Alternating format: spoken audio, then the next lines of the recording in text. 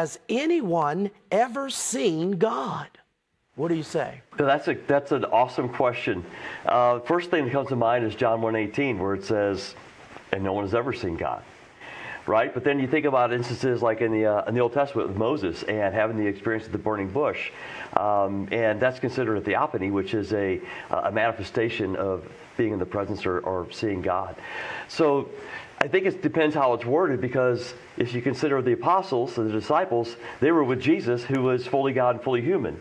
So I think there's many ways to answer this question, and I'm anxious to hear what my colleagues have to say about this as well.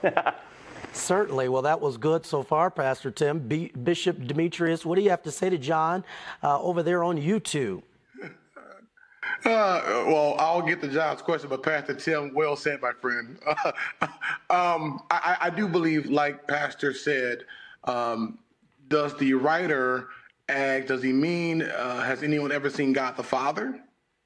And have anyone seen God the Father in what we would call be the flesh?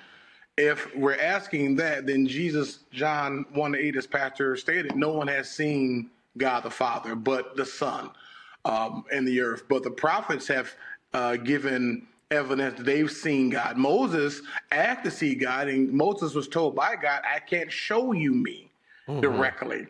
But he was in the Father's presence, so much that his face glowed with the glory of God.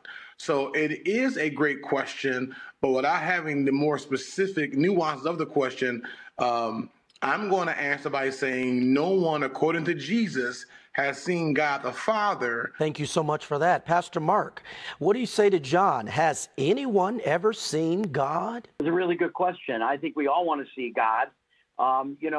In John 1:18, it says no one has seen God. We have to be reminded here that God is spirit, and we aren't going to see a spirit that's in heaven. God will show himself to us in so many different ways as he's come in the flesh. We know that he became flesh and dwelt among us. We see that in John 1:14. In John 18, it says about Jesus, he himself is God.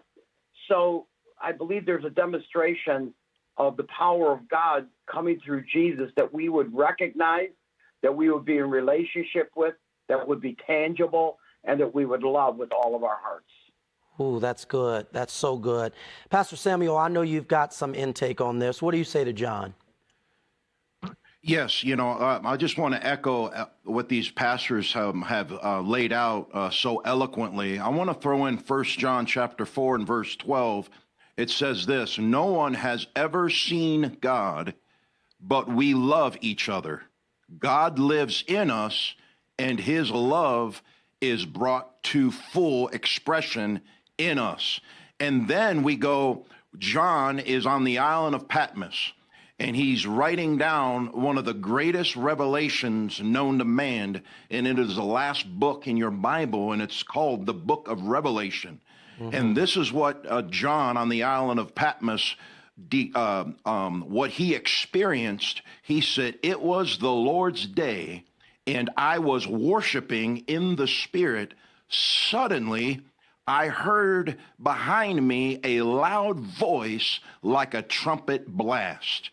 I believe that there is so much glory on God that even if we were to gaze on God, we will not be able to withstand the glory that is on God. And so that's my take on this. No man has seen God because we would not be able to stand it. Even when he opens his mouth was like a rushing of a mighty waters. And I don't think we'll be able to withstand wanting to see God. So I'm gonna leave you with that. I hope that helped you. Thank you so much for that. And thank you, John, for that question. I can say this just with my little intake. Whenever I look at the trees, the sky, the birds, I see God, because we understand that he created all things. And so we understand that when you look at what is the impossible, no man could have created this. We understand that we are looking at the essence of who God is. Thank you, John, for that question.